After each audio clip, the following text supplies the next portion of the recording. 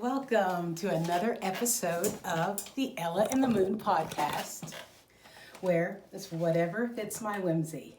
So, thank you so much for tuning in or watching another episode. I think I'm on episode 7 now. I am not sure, actually. It's either 6, 7, or 8, but you'll know because when you click on it, it'll tell you which episode it is. Whatever fits my whimsy is basically I go over whatever kind of crafting modicum that I am interested with my attention deficit like behaviors at the moment. We're going to be going over a little bit of different fiber arts. Today we're going to dabble in a little bit of crochet, a little bit of punch needle. I have a small project that I made a mistake on, but it's only my second project, so I've got some makes that I'm getting close to the finish line on, and and they're all for me, okay? I used to make for other folks, but it's rare that I make for other folks anymore for my Etsy, etc. Now I make everything for myself, and I try to show you all how to make things on my YouTube tutorials. Thank you for watching so far. Let's get started. This is a pillow I made with latch hook, like eons ago. I made this pillow like 6 years ago before my son was born, or right around when he was born, maybe 5. And it is still in such good condition. It's been on our porch, covered porch, and I love it so much. It's so fuzzy. I'll show you how to make one sometime, but I love this pillow. It's so colorful. It brings me joy. Let me put it back here. I use it to prop myself up with. My mom says me-self a lot lately. I don't know why she does that, but it's kind of funny to me. So, I kind of do some of the things my mother does. What should we... Okay, let's jump in. I have finished some tutorials. I'm not sure if you tune in for the tutorials as well. Hopefully you do. I know the tutorials get more views than the podcast, which I completely understand at this point. But I finished this macrame handbag tutorial. Very easy to carry, put your little things in it, go out at night, have a little fringe. It's black and green, so it'll go with many things. But I showed folks how to make that. My ends need to be, sanded. Because I was gonna put baubles on the end, the big wooden beads, which I have upstairs, but I ended up not doing that. So I need to sand this down, or just go ahead and add the baubles. I don't think I'm gonna add the baubles though, but I'm going to carry it tonight. I'm going to see Charlie and the Chocolate Factory off Broadway. I'm excited. I haven't been to a play in forever. Didn't realize how expensive they are now either, but you got to treat yourself. So I'm going to carry it with the vintage black floral dress that I'm going to be wearing, which I'll pop that in here and get some black boots or something. I don't have any shoes. I hardly have any shoes or clothing that I can wear anymore because I've gotten rid of a lot of stuff, and because the last few years have been so, I guess, tumultuous. I don't know. I don't like to buy things I'm not going to use, and I really like vintage dresses, so it's not very often that I buy anything new. I'm an old fuddy-duddy. The dress, the granny square floral dress, is getting very close to being done. It is so close. I have to show you. I'm so elated. I have worked so hard on this, but it's a third of the way done. I've got to get some more black cotton yarn. I don't know why I didn't buy more. I do know why I didn't buy more. They were out of it. Like, the yarn shortages are starting again, along with the other supply shortages, but it is getting close to getting done. So let me show you, okay? Let me show you what it looks like. There she is. My floral granny square dress in the making. There she is. Many, many, many, many squares and hours. Okay, so I am using, like I told you, I like vintage dresses. This is a vintage dress that I've had for years, and I still wear it. I actually performed in it in my band, which maybe I'll pop that picture in the top up here. We'll see. Anyhow, so I'm using it as a template. So it is basically the pattern that I'm working on. I want the dress to be very long. As you can see, this is a maxi dress. And I like the shaping of this dress. It looks nicely on my body type. So I'm just going to cut, once I get some pattern, paper, I'm going to cut the pattern out and make sure that when I am piecing the different floral together, granny squares, that I follow the whole template. The arms, though, I'm not going to have it be long sleeve. It's probably going to be, it's going to be short sleeved, but it's also going to have a ruffle. So it's going to go like a band of them, of flowers go down here and along here, and then a sweet ruffle. The reason is I get super hot given that I am in perimenopause, as I've talked about endlessly, I'm sure. And I just don't want to get too hot in it. It is cotton though. And the one thing about making these squares in cotton is I'm just really nervous that being that they're cotton, that it won't last as long as it would have been if I made it out of acrylic or wool. Because cotton breaks down because it's a natural fiber more quickly. So I'm a little bit worried about that. But I also need to not be super hot. So it is what it is. You know, you put in, everything is impermanent as a Buddhist. I believe that. So I guess I just have to come to terms with it. It may not last forever. But I'm really excited. I'm close to being done with that. Let's talk about the fiber mistake. Okay, so my dad doesn't have none, zilch, pictures or artwork on the wall in his room, which I should show you his room. It's very nice. He's very great at interior design. And it's not like he doesn't have artwork in the house. A lot of things that my uncle, who was an artist as he was younger, made, and just things that he came across, like a lot of photos. He has a couple memory square blankets that he had made out of old t-shirts, but his room is barren except for the macrame plant hanger that I made. And I put flowers in it weekly for him, spruce it up. But he recently redid his room, and I don't know why I didn't notice it before. I've been living here for about, I guess, 11 months now. Oh my gosh. 11 months. And it's like, I walked in there last week and I'm like, Dad, you don't have any artwork on the walls. It's just bare. So I'm like, gives me an idea, crafter in me, I'm going to make you something. So I got super excited, as I always do when I can make something for someone else. And I'm like, and especially it's my dad, you know. So I'm like, I will use this opportunity to make another punch needle item. So this is my second punch needle project. And me thinking I know it all and not following patterns like I should, messed it up. But I want to tell you how it got messed up. I used the Amy Oxford punch needle. Have it right over there. His room is in blue, and it's mostly blue and tan, and a little bit of white around the doors. So I was like, I'll make you like a abstract type thing. I'll show you in the picture like my outlining of it. But so this is the back, and which is along the lines of what I had designed when I wrote it down on paper, because you have to write it down, your outline of what you're making. And then this is the front. Now, I don't know which way you would want to make it go. But the problem with it is look, you know why it rolls up like this? It's too small for punch needle, number one. And number two, I punched too much into like an inch, in the inch squares, whatever they call it. Like you're only supposed to punch so much and leave a space a couple over. Well, I'm punching all in there and that. I'm like, and it's just like it's curling up. So I don't know what I'm gonna do, but I am a very resourceful person. So I think what I'm gonna do to fix this is to put it on a piece of burlap, like sew it with my sewing machine onto burlap somehow, or maybe I need to glue it. I'm working through this as I'm talking to you all. I don't know which side I should use. I like this side, but this is the back side and I have to fix up some more things. I don't know. It's supposed to be kind of abstract too. I don't know. I'll show you all next podcast, what I end up doing with it. I don't know. I'm in a conundrum. I don't want to waste it because I hate wasting things, but it's like, is it beyond repair? I was going to put it in a picture frame. Maybe I'll make it a little pillow for him. All right. Anyhow, sorry. Got distracted. Rambling. I'm rambling a little bit because I am sick. Now, if you can tell in my voice, am I continuing to have to take breaths? I do not have COVID. I have a terrible sinus infection. I came down with it yesterday. My son has been sick all week. I think I say that in every podcast because he gets sick so often because he's a little bitty.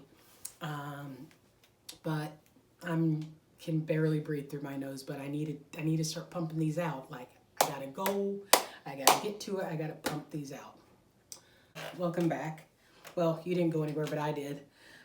So I'm finishing up. Let's get into some crochet for a bit. I haven't been doing a whole lot of macrame lately. Actually, I did post a tutorial yesterday. Let me show you, pull it down. It's my most recent new tutorial, which you can see, pull out. It is for a macrame / braided, DIY braided stone display. Anybody into stones, Reiki, that type of thing, spiritual, if you believe that stones have healing. I took the one out for the tutorial, so that's why it's not in here. I'll just pop it back in. But I usually have this up on my window, kind of as a talisman for good vibes, good energy, really. So I showed folks how to make that. So four strand braid, and then it's a wrapped gathered knot at the bottom. So I don't know, I was thinking last night as I was sleeping, when about to go to sleep, I think I'm gonna make a larger one and add fruits in each slot for a display for someone for a gift, or put little clear globes in there and add some snow for winter decor. I don't know, I was just riffing on it. But so that's the latest DIY that is up on in the tutorials section, which I haven't created a section in. I guess I need to create a podcast section and a tutorials section and break it into macrame and crochet. So I'll do that soon. I don't have but one crochet tutorial up anyhow, but I do have a couple coming. I want to go over the other Katie Jones Knitwear sweater, like this sweater, Frida Kahlo inspired bomber sweater. Can't remember what she calls it, but it's a free pattern on Love Crafts, which they're not a sponsor yet. So I wanted to make another one. I started gung-ho making another one at least a year ago, and then I just left it for quite a while. I stopped working on it because it takes quite a long time. If you've ever made a cardigan or sweater, they take a long time to make, and especially if you're doing a lot of color changes, which you can see all the color changes in this. Some of it's variegated, so not as many color changes as you think, but the sleeves are all color changes. But this one, there's no variegated yarn in it really. There's just a little bit, and then I ran out, so I had to substitute impeccable yarns in, and just some other yarns that people had given me that I was like, oh, this scrap yarn, what do I do with it? So it's almost done, you all. I've been working very hard on it for the last week. I wanted it to be done by the time I filmed this podcast, but I didn't get it done because I got sick and Rock got sick. But look, what do you think? What do you think? When I finish a project, this is like the happiest day of my life. So that's why I take up so many projects, because so that every day can be like the happiest day of my life. I'm getting delirious, right? I feel like crap, so just had a moment of delirium with not feeling well, but I just need to piece the parts together. I got to add a little bit more on the back panel here. Got to add another row of whatever color, and then I got to finish this sleeve. As you can see, it doesn't have the baubles and all that stuff like this side, but I have been following the pattern. I told you I don't follow patterns a lot, but I love Katie Jones patterns so much. I like how colorful her items are. I love how whimsical they are in a sense. I just love her patterns. And next up, I'm going to be doing another one of her patterns. Let me go get it real quick. It is right over here. So I think I have a plan to do the whole of all of her patterns from the Frida Kahlo collection. I think I'm going to do them all. I'm going to do a photo shoot in all of them for myself, just for the blog, ellenthemoon.com, and for my Instagram, which I don't keep up with very often, and for you all. But this is what I'm going to do next. Spring summer top. So I may not finish it till spring, because what's the rush? So I'm going to do that. And then I was looking around and I don't know where some of my patterns are. I misplaced them. Need to keep them all in one spot, but there's a tote bag that is florally that she released with that Frida Kahlo collection a couple years back, and there is a huge granny square. I don't think it's granny square. It may be granny squares-esque Afghan that I need to make as well, which There's a possibility I won't do that because it's not really wearable, but I love Katie Jones. Katie Jones, if you ever watch this, which I doubt you will, unless I get really good at this, I love your patterns. I also like DeBrossi. I've made one of her patterns. She does all muted cream color. Like, she has a very strong brand aesthetic. I really wish I could get there, but my brain is too scattered, and you know, you can't be other people. You gotta be who you are, and I've always been who I am. So, but I really like her aesthetic. So, cut. So, speaking of Afghans and making granny squares or blankets, I have never made a blanket. I don't find them all that interesting, although Megmade with Love made a very interesting granny square blanket for her baby, and I think I am going to purchase her pattern and make that. I've made a few of her pumpkin patterns and one of her dream catcher patterns, so I do enjoy her. Remember, she's one of the reasons I started blogging, looking at her blog, although I'm not as good at it as she is. But so I started working on this in May, so I'm going to make some different squares and write the motifs up for y'all. It'll be free on my blog, but then others can purchase through my Etsy. But this is one of the motifs. It's very pretty, isn't it? It's I think cotton and acrylic, I'm not sure. And then this is another motif, which it doesn't really fit with this one, so I'm gonna have to riff on that. They're completely different sizes, so I think I'm gonna use this and riff off of this. But I am working on a granny square blanket. It probably won't be done till 2022. I ran out of steam on it, but I still would like to create a blanket just because it's something I haven't done yet, and it's a challenge. What else? Okay, so I wanted to go back over the brica baskets. Remember the crochet brica baskets from the last podcast that I had the pattern up for in my Etsy? It's like you can make them in 10 to 15 minutes, and they're out of super bulky, chunky 9mm yarn, Bobbin New York NY. I don't know how do you say it. Bobbiny, which I get it from All Yarn Drive, who I recently was in Pittsburgh and I needed some more of this yarn to make one for my friend. And I was like, oh my goodness, it's down from where I roller skate from. Remember roller derby? And so I contacted her via her Etsy messages and I was like, can I come and pick up a huge box of them so I have no shipping and I'm nearby? And this woman was so sweet. So if you ever have the opportunity or you want to make one of these crochet brica baskets, please order from All Yarn Drive. I don't get anything out of it, but she and her husband were so sweet. Their house is so cute. And she immediately got it ready for me and was so kind. She will live in my heart, and I am going to be a forever purchaser from her All Yarn Drive Etsy. She doesn't even need my order. She has so many orders, but I don't know. I'm getting the chills because she was so sweet about it. I love when people are kind. I just wish there was I wish there was more kindness in the world. It's rough. It's rough out here. But what I was going to say is I'm loving these little baskets. They're perfectly stackable. This wasn't even my intention. This is just luck. So here's the first one I made, okay? And that's for the tutorial, which, go get the tutorial. There's a little hole in the bottom of this one, so you may not want that one. But I have some earrings in here in a box. And then I made this one, which is slightly different.